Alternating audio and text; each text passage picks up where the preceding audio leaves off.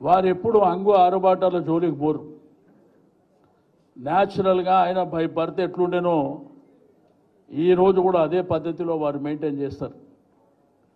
2002లో మళ్ళా కార్పొరేటర్గా పోటీ చేయడం జరిగింది. ఆ రోజు కూడా హైదరాబాద్ కార్పొరేషన్లో 2 కార్పొరేటర్లు టీఆర్ఎస్ నుంచి ఉంటే దాంట్లో పద్మారావు గారు రెండోసారి గెలిచినటువంటి వ్యక్తి. మరి ఆ తర్వాత జరిగినటువంటి అసెంబ్లీ ఎన్నికల్లో 2004లో నా మీద గెలిచాడు. మరి ఆ తర్వాత జరిగిన రాజకీయ పరిణామాలలో 2014లో గెలవడమే కాకుండా వారు మంత్రిగా కూడా బాధ్యతలు చేపట్టాడు. మరి నిరంతరం ప్రజల మధ్యన ఉండి ప్రజాసేవకి అంకితమై వారు ఆ రోజు నుంచి ఈ రోజు వరకు ఆ తర్వాత డిప్యూటీ స్పీకర్గా పనిచేశారు. మరి మొన్న జరిగినటువంటి ఎన్నికల్లో భారీ మెజారిటీతోని మరి సికింద్రాబాద్ కార్యకర్తలు ప్రజల ఆశీర్వాదంతోనే మంచి మెజారిటీతో గెలవడం జరిగింది. మరి ఈరోజు పద్మారావు గారు అయితేనే బాగుంటుందని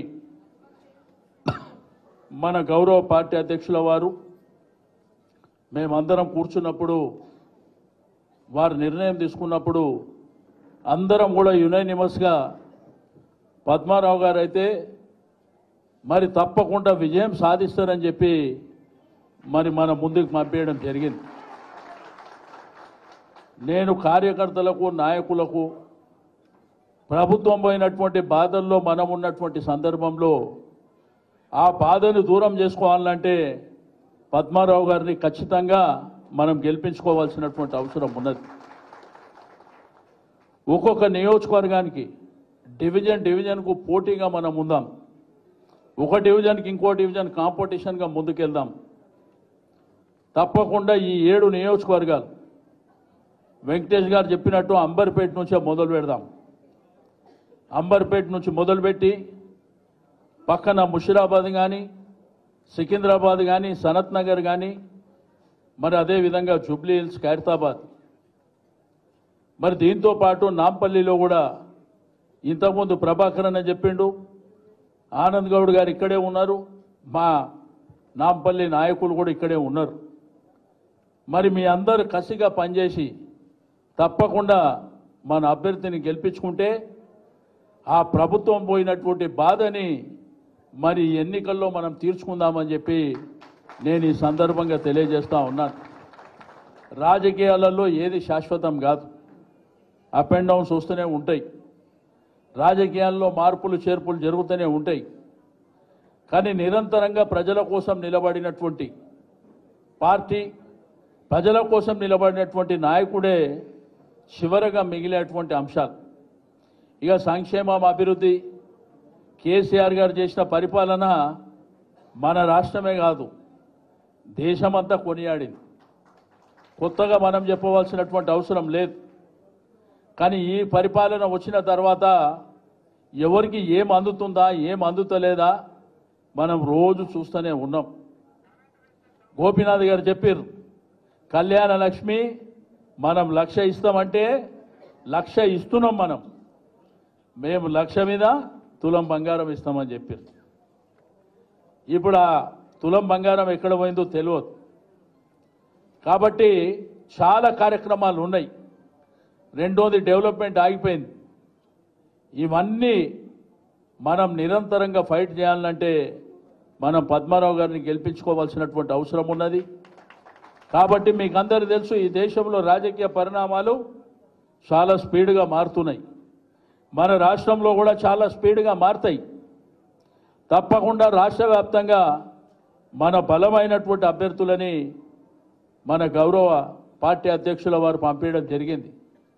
ఇంతకుముందు తమ్ముడు శ్రీనివాస్ యాదవ్ గారు మాట్లాడినప్పుడు చెప్పారు, హైదరాబాద్ పార్లమెంట్ అంటే ఓల్డ్ సిటీ అంటే ఏదో వాళ్ళే గెలుస్తారని కాదు. తప్పకుండా ప్రయత్నం చేద్దాం. ఏదైనా కానీ ప్రయత్నం లోపించకుండా మనం ముందుకు వెళ్దామని చెప్పి నేను ఈ సందర్భంగా తెలియజేస్తా ఉన్నాను.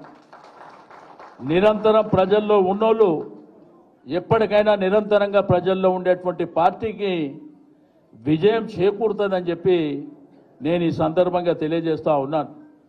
నేను నాయకులకు కార్యకర్తలకు సూచన చేస్తున్నా, దయచేసి పార్టీ అధ్యక్షుల వారు ఏ టైం అయితే మనకు ప్రోగ్రాం ఇచ్చిండ్రో అంతకంటే 15 నిమిషాల ముందే మనం ముందుకు రావాలి. నేను మా కార్పొరేటర్లకు కూడా చెప్తున్నా, మా ఎమ్మెల్యేలకు కూడా చెప్తున్నా, మా నాయకులకు చెప్తున్నా, మీరు మీటింగ్ స్టార్ట్ అయినాక గంట అయినాక వచ్చి నా కూర్చేది నీ కూర్చేది అంటే ఏం చేస్తారు ఎవరైనా? మీరు 15 నిమిషాల ముందు వస్తే మీ కుర్చీ మీకు ఉంటుంది. దయచేసి ఏంటంటే కార్యకర్తలకు నాయకులకు కూడా కమ్యూనికేషన్ అనేది ఇంపార్టెంట్. ఏదో మెసేజ్లు పంపించడం కాదు, ఎలక్షన్లలో ఫోన్ చేయాలి వాళ్ళకి. అందరికి ఫోన్ చేస్తే వాళ్ళకు కూడా ఉత్సాహం ఉంటుంది. ఏ నియోజకవర్గానికి ఆ నియోజకవర్గానికి సంబంధించినటువంటి గౌరవ శాసనసభ్యులు వాళ్ళతో ఎప్పటికప్పుడు ఇంటరాక్షన్ ఉంటే వాళ్ళకు కూడా ఉత్సాహం పెరుగుతుంది. డెఫినెట్గా మనకంటే ముందు వాళ్ళు డైనమిక్గా ముందుకు రావడానికి అవకాశం ఉంటుందని చెప్పి నేను ఈ సందర్భంగా తెలియజేస్తూ ఉన్నాను. తప్పకుండా ఎలక్షన్ అనేది చాలా టైం ఉంది, అయినప్పటికీ మన ప్రోగ్రామ్ షెడ్యూల్ అంతా తయారు చేసుకోండి. ఫస్ట్ సికింద్రాబాద్ పార్లమెంటుకు సంబంధించి మరి జనరల్ బాడీ మీటింగ్ ఏర్పాటు చేసుకుంటాం. ఆ తర్వాత నియోజకవర్గాల జనరల్ బాడీ మీటింగ్లు ఏర్పాటు చేసుకొని మనం ఏదైతే బూత్ కమిటీ నుంచి మనం శాసన మండలి ఎన్నికల్లో కానీ కార్పొరేషన్ ఎన్నికల్లో కానీ అదేవిధంగా శాసనసభ ఎన్నికల్లో ఏ ఉత్సాహంతో పనిచేసినామో అదే ఉత్సాహంతో పనిచేస్తాం. డీలిమిటేషన్ అవుతుంది. డీలిమిటేషన్ అయినాక నియోజకవర్గాలు పెరుగుతాయి. మరి నియోజకవర్గాలు పెరిగినప్పుడు నాయకులు వేదిక మీద ఉన్నోళ్ళే కాదు, మీ నుంచి కూడా నాయకులు పుడతారు, నాయకత్వం పెరుగుతుంది. రెండోది వచ్చే 2 ఏళ్ల తర్వాత మీ కార్పొరేషన్ ఇంకా 2 ఏళ్ళు ఉందమ్మా, 2 ఏళ్ల తర్వాత ఆర్డర్ మారుతుంది.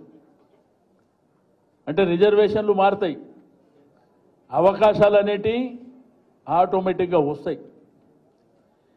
ఒకసారి ఈ ప్రభుత్వం మీద ఈ ప్రభుత్వం ఇట్లనే కొనసాగితే వీళ్ళు డెవలప్మెంట్ వెల్ఫేర్ మర్చిపోయి అభివృద్ధి కార్యక్రమాలు మర్చిపోయి ఇదే విధంగా కొనసాగితే మరి తిరిగి మనమే ఆ ఉత్సాహంగా ముందుకెళ్ళడానికి అవకాశం ఉంటుంది. కాబట్టి మనకు అలసట అనేది లేకుండా నిరంతరం ప్రజలలో ఉండవలసినటువంటి అవసరం ఉన్నది. ఇప్పుడు నీళ్లు సరిగ్గా రాకపోతే ధర్నాలు చేస్తాం. ఆ రోజు ఉచితంగా నీళ్ళు ఇస్తామని మనం చెప్పినాం, ఇప్పుడు బిల్లు పంపిస్తూ ఆ బిల్లన్నీ కలెక్ట్ చేసుకొని మరి మెట్రో వాటర్ వర్క్స్ ఆఫీస్ ముంగట ధర్నా చేస్తాం.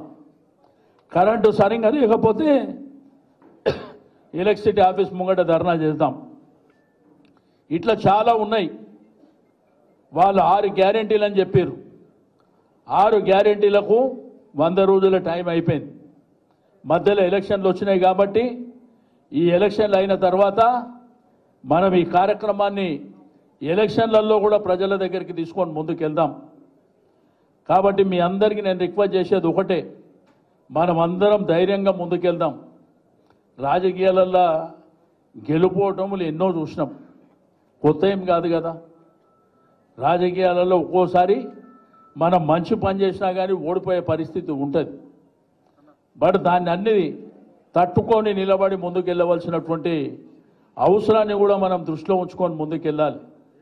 ఈరోజు పార్టీకి మరి కళ్ళైనా ప్రాణమైన కార్యకర్తలే.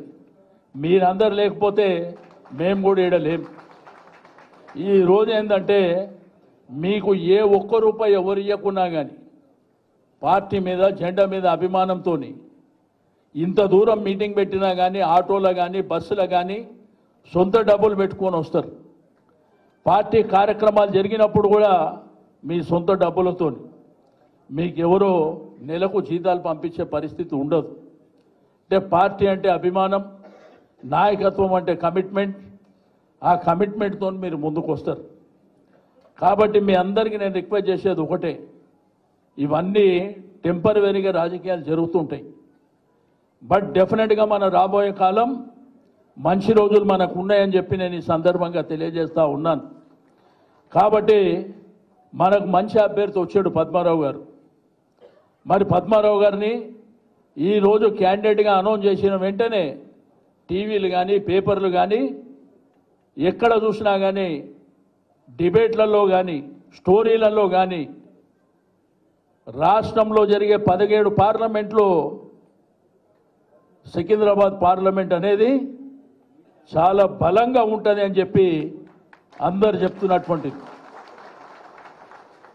కాబట్టి మనందరం కష్టపడి మన గొంతుగా సికింద్రాబాద్ పార్లమెంటు గొంతుగా ఈ దేశ రాజధానిలో వినిపించే విధంగా మనం పద్మారావు గారిని పార్లమెంటుకు పంపించవలసినటువంటి అవసరం ఉన్నది. వారు ఒక్కరే తిరిగి వారు ఒక్కరే అందరితో కలిస్తే కాదు, వారు మన అభ్యర్థి, వారిని గెలిపించి పంపించే బాధ్యత మన అందరిది అని చెప్పి నేను ఈ సందర్భంగా తెలియజేస్తూ ఉన్నాను. మనం అందరం కష్టపడదాం, కష్టపడి ఇంతకంటే మంచి అభ్యర్థి దొరుకుతాడా అని ప్రజలను అడుగుదాం. పద్మారావు గారి గురించి తెలియని వాళ్ళు ఉన్నారా? ఒక్క సికింద్రాబాద్ కాదు, ఈ గ్రేటర్ హైదరాబాద్ కానీ రాష్ట్రంలో పద్మారావు గురించి తెలియని వాళ్ళు ఉన్నారా? చెప్పండి. ఆయన సింపుల్గా ఉంటాడు మనిషి.